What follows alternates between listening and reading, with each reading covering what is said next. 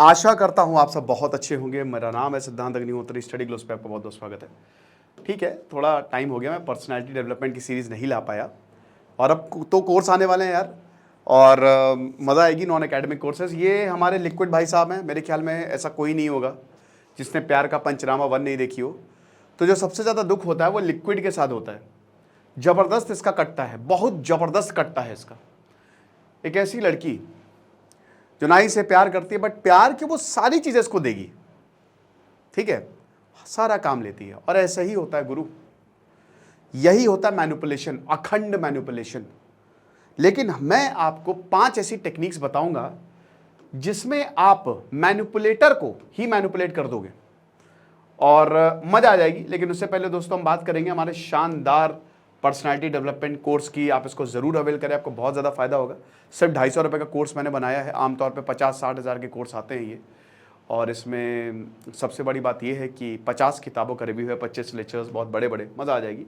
और बाकी हमारा 10,000 MCQ का कोर्स भी लाइव है। 10,000 कूपन कोड यूज़ करेंगे, आपको एक्स्ट्रा 500 ऑफ मिलेगा, तो it will also be beneficial.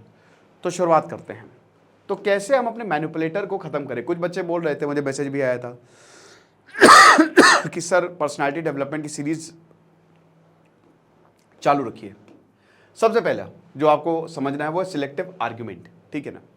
अब इसका मतलब क्या है, देखिए सिलेक्टिव आर्ग्यूमेंट, जैसे जो मैनिपुलेशन होता है ना, याद रखिएगा कि शुरुआत में आपको पता नहीं चलेगा। जिनको बॉर्डरलाइन पर्सनैलिटी या जो नार्सिसिस्टिक होते हैं वो मैनिपुलेट करते हैं, माँ बाप भी मैनिपुलेट करते हैं कई बार। आपको पहली बात तो ये समझना पड़ेगा कि मैं मैनिपुलेट हो रहा हूं। कैसे समझे? एक, टॉक्सिसिटी कितनी है। दूसरा, आप ना चाहते हुए भी वो काम कर रहे हो। तीसरा, हर वक्त आपको ही दोषी ठहराया जाता है। Everyone, you are the culprit, you are the villain, है ना। चौथा, आप कितना भी कर लो दैट इज नॉट इनफ। पांचवा, आप भी गिल्ट में हो कि हाँ जो मैं कर रहा हूं वो शायद मेरी ही गलती है, मैंने बहुत गलत किया है, मैं ही हूं सब कुछ, मैंने ही प्रॉब्लम की है। छठा, हमेशा आप ही सॉरी बोलते हो। ये सारे से और भी बहुत सारे हैं। तो इसका मतलब आप मैनिपुलेट हो रहे हो। देखिए कुल मिला के बात है कि अगर आप अच्छा फील नहीं कर रहे हो, दैट्स इट, ठीक है ना। मैनिपुलेट बहुत डेंजरस होता है क्योंकि आपकी एनर्जी के साथ साथ सब कुछ आपका ले लेते हैं। कई बार मैनिपुलेशन, अब जैसे अभी एडवर्टीजमेंट है वो भी मैनिपुलेट कर रहे हैं। बाल लगा लो बाल आ जाए, तेल लगा लो बाल आ जाएंगे, सब मैनिपुलेशन है। और लोग हम कन्विंस भी हो जाते हैं। कई बार पैसा इन्वेस्ट कर दो यहां पे खूब रिटर्न्स, ये भी मैनिपुलेशन है। क्या करना है? सिलेक्टिव आर्ग्यूमेंट का मतलब ये है कि आप उनके जो वो बोल रहे हैं उनको पकड़िए, जो मैनिपुलेटर है। एग्जाम्पल के तौर पे उन्होंने जो बोला, जैसे उन्होंने बोला कि भाई यार उस क्लब नहीं जाएंगे, अच्छा नहीं लगता, तो आप ये पकड़ो, समझ रहे हो, एग्री करो, हाँ बिल्कुल सही कह रहे हो, और उस यही चीज को उसके खिलाफ यूज करो। कहने का मतलब ये है कि वो जो भी पॉइंट वाली चीजें बोल रहा है आपको लगता है, क्योंकि देखिए आपको पता है क्या अच्छा है क्या बुरा है। मान लीजिए कि उसने, जैसे आप खुद एक टॉक्सिक रिलेशनशिप में हो और वो ये बोल रहा है कि देखो वो कितने गंदे रिलेशनशिप में हो, तो जब भी आप आर्ग्यूमेंट करोगे इसी पॉइंट को ही उठाना। मतलब कहने का मतलब ये है कि आपको इन चीजों पे थोड़ा याद दिलाना है उसे कि हाँ यार तुमने बहुत सही बात बोली, 2-3 बार बोली कि बिल्कुल सही बात है भाई, वो बहुत ही टॉक्सिक रिलेशनशिप है। और जब आपकी बहस हो ना तो आप इसी पॉइंट को लीजिए, यानी कि जो वो बोल रहे हैं उस पर आप एग्री करिए और उन्हीं के वर्ड्स को उनको अगेंस्ट यूज करिए। आमतौर पे वो आपके साथ करते हैं। आपको यही पैटर्न जो है वो देखना है, उन्हीं के वर्ड को उनके अगेंस्ट आप एग्री करिए कुछ चीजों पे, उस समय मत रिएक्ट करिए जब आप मैनिपुलेट हो रहे हो, ठीक है। लेकिन धीमे धीमे देखिए क्या होता है ना कि द मोस्ट इंपॉर्टेंट, सबसे बढ़िया ना क्वेश्चंस पूछिए। जितना ज्यादा आप सवाल पूछेंगे उतना ही बढ़िया, उतना ज्यादा फंसता जाएगा। और सवाल के लिए उनके ही आर्ग्यूमेंट जो उन्होंने बोला, ये ई होगा सॉरी, ठीक है, यहाँ पे उसका यूज करिए। अगला, रिवर्स साइकोलॉजी बहुत ही बढ़िया होती है। रिवर्स साइकोलॉजी का मतलब ये होते हैं, जैसे कुछ लोग ना बहुत ही रेजिस्टेंट होते हैं, तो इसका मतलब जैसे मान लीजिए कोई आइडिया है, तो आप रिवर्स साइकोलॉजी का पहले इसको ना करेंगे। एग्जाम्पल के तौर पे जैसे मान लीजिए कि कोई बंदा है, अब वो आपके पास आया, तो अब आपको उसको कोई आइडिया मनवाना है, तो उस आइडिया को पहले आप ही ना कर दो। लेकिन ये हर किसी के साथ काम नहीं करता। जो मैनिपुलेटर होता है ना, आप अगर कुछ भी बोलोगे वो आपके आइडिया को नकारेगा।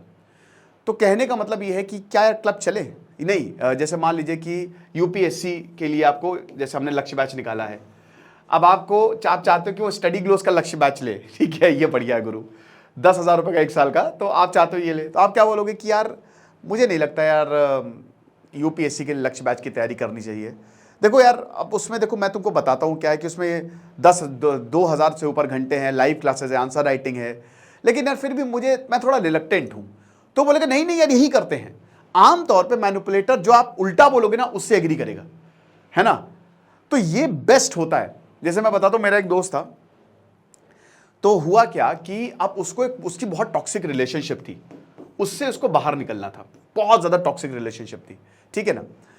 और इस दोस्त की मैं कई बार, क्योंकि भाई ये मेरा मतलब बहुत जिगरी था, और इसकी मैं जब भी मैं लेक्चर लेता हूँ, उसका नाम नहीं लेता हूँ, लेकिन हमेशा उसके बारे में मैं आपको बता देता हूँ। तो काफ़ी टॉक्सिक रिलेशनशिप थी। अब वो क्या करता था ना, जैसे जब मैंने उसको बहुत बढ़िया, ये रिवर्स, उस समय मुझे पता नहीं था रिवर्स साइकोलॉजी होती क्या है, लेकिन मैंने उसको बोला था कि भाई एग्री मत करना। कहने का मतलब जैसे वो बोलती थी हमारी शादी नहीं हो सकती, तो तुम क्या करना, तो तुम यही चीज पे बोलना कि यार ऐसे क्यों नहीं हो सकती, मतलब वो जो बोले ना तुम उसका उल्टा बोलना, समझ रहे हो। तुमको भी नहीं शादी करनी है, तुमको उससे बाहर निकलना है, बट ये मत बोलना, तुम बोला कि नहीं यार मैं तुम्हारे बिना कैसे रहूंगा यार, मैं तुम्हारे बिना मर जाऊंगा, क्योंकि मैनिपुलेटर को मजा आता है आपको दुख में देखने में। तो नहीं यार ऐसे कैसे होगा यार, नहीं नहीं मैं ऐसा खत्म हो जाऊंगा मैं, तुम समझो मेरी बात मानो। ओके नहीं यार अब नहीं हो सकती, मैं क्या करूं, ऐसा ही है, चलो अच्छा ठीक है अब जैसा तुम्हारा मर्जी। तो ये हिसाब किताब रहता है कि आप उल्टा बोलिए किसी आइडिया को। अगर आपको मनवाना है, यार मुझे नहीं लगता कि हमको गोवा घूमने जाना चाहिए, गोवा में है ही क्या, बीच ही तो है, अरे यार मेरा मन नहीं है यार, नहीं नहीं गोवा ही चलेंगे यार, ये होते रिवर्स साइकोलॉजी। इससे ये कमाल आपके लिए करेगा, ठीक है ना। थर्ड, देखिए पैटर्न को समझिए।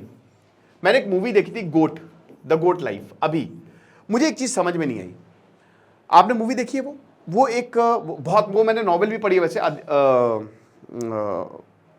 आदु जीवितम, ठीक है, बहुत शानदार बेनियामिन की नॉवेल है वो, रातों रात सेंसेशन बन गए थे, पढ़िएगा वो नॉवेल भी। मैं बहुत खुश हुआ जब गोट पे मूवी बनी। तो वो क्या था, उस मूवी में बेसिकली एक आदमी आता है एयरपोर्ट पे। अब एयरपोर्ट पे वो आदमी आया केरल से, एक जस्ट नई शादी हुई होती है एक आदमी की, ठीक है, उसमें पृथ्वीराज सुकुमारन, नेटफ्लिक्स पे आप भी गए, आप देख सकते हैं। तो पृथ्वीराज सुकुमारन अपने एक दोस्त के साथ सऊदी अरब जाते हैं, घर पे बोलते हैं कि मैं वहां पे खूब पैसे कमा के लाऊंगा, जस्ट नई उनकी शादी हुई होती है। वहां पे एक अरेबिक आदमी मिलता है, वो उसको किडनैप कर लेता है, उसके पासपोर्ट रख के वो कहता है कि चलो चलो तुम्हारी कंपनी हम तुमको दिखाएंगे। वो उसको ले जाता है रेगिस्तान के बीचों बीच में और बकरियों के बीच छोड़ देता है, खूब मारता है, खूब पीटता है, 3.5 साल तक उसको ऐसे ही रखता है। आप समझ रहे हो, मतलब समझिए कि कोई फोन नहीं, कुछ नहीं, एक अनजान जगह जहां पे भाषा नहीं पता, कुछ नहीं, वहां पे फंस गया। तो वो आदमी अपने आप को कहता है कि मैं बकरी ही हूं, अपने को गोट की तरह वो आइडेंटिफाई करने लगता है। अब यहां पे एक बहुत बड़ी दिक्कत थी, यहां पे मैंने क्या ऑब्जर्व किया कि ये आदमी कमजोर था, और यही प्रॉब्लम होती है ज्यादातर लोगों के साथ कि वो स्लेव मेंटालिटी का, जिस तरीके से फ्रेडरिक नीश ने बोला था ना, वो स्लेव मेंटालिटी का शिकार होते हैं। अब वो क्या कर सकता था, देखिए मैं आपको बताता हूं वो करता। मैंने पहली बात तो ये कि वो बुढ़ा आदमी था जो उसको टॉर्चर कर रहा था, ये हट्टा कट्टा था, एक तमाचे में वो आदमी गिर जाता। सेकेंड पॉइंट, वहां पे इसके पास बंदूक थी, जहां पे इसको छोड़ा था वहां खाली 2 ही आदमी थे, और अल्टीमेटली एक ही रहता था वो, और वो भी आसानी से ओवर पावर किया जा सकता था। तो ये क्या कर सकता था, ये ऑब्जर्व करता। हफ्ते में एक बार ट्रक आता था, इसको पता नहीं था रास्ता क्या है, क्योंकि रेगिस्तान के बीचों बीच में कोई रास्ता नहीं, कुछ नहीं, कहां से बाहर निकलना नहीं पता। ये क्या कर सकता था, ये ऑब्जर्व कर सकता था, ये पैटर्न देखता। तो स्टेप 1 पैटर्न देखता, और शुरुआत में रिएक्ट नहीं करता, कहता हाँ हाँ हम आपके साथ काम करेंगे। यही तो बात है, जब आपके पास बहुत खतरनाक सिचुएशन आए, एग्जाम्पल के तौर पे कि अगर मान लीजिए कि कल को आपके ऊपर बहुत भयानक हमला हो जाता है, ठीक है, आपके दुश्मन आपके सामने खड़े हो जाए, तो आप उसके साथ लड़िए नहीं, सिचुएशन क्या कह रही है, एट अ टाइम सरेंडर कर दीजिए, लेकिन मौका आने पर उसका गला काट डालिए। समझ रहे हो, जो जैसे जनरल जिया उल हक ने किया। तो यहां पे क्या, उसको वो पहला पैटर्न देखता, यहां पे थोड़ा भापता कि कहां क्या है, कैसे मैं ओवर पावर कर सकता हूं। ये एक बुढ़ा है, इसकी बंदूक चुरा के जब ये सो जाएगा, इसी को ही, इसी के सर पे गोली लगा के मैं बोलूंगा, फिर जब टेम्पो आएगा उसमें बैठा के मैं निकल जाऊंगा यहां से। तो आसानी से ये हो सकता था, लेकिन ऐसा इसने किया नहीं। तो मेरा कहने का मतलब यही है कि observe the pattern of the manipulator. अब वो उसमें मैनिपुलेटर था कि वो कैसे सोच रहा है, कहां जा रहा है, ठीक है, क्या वो बोलता है, बात करने की कला, वो क्या, किस चीज से वो ट्रिगर हो जाता है। और देखिए हमेशा एक स्टेप आगे रहिए। मैं जैसे बहुत उधार देता था, ठीक है, मेरी आदत बहुत, तो फिर क्या हुआ, मेरा मूड खराब, पैसे वापस आते नहीं, उधार देता रहूं। तो अब क्या हुआ, फिर मैंने एक चीज सोची कि मैं मतलब जो मेरे कुछ थे उनके पैटर्न को मैं समझ गया, ठीक है। तो जैसे ही वो मुझे कॉल करते थे, मैं कुछ ना कुछ बहाना बना देता था, वन स्टेप यार, जैसे मैं समझ गया उन्होंने की, तो मैं पैटर्न समझ गया था कि ये बात ऐसे शुरू करेंगे, हाँ यार मेरे पास भी नहीं, उधार दे रखे हैं मैंने और मेरे पास बहुत दिक्कत है यार, मैं क्या बताऊं। तो you have to be one step ahead.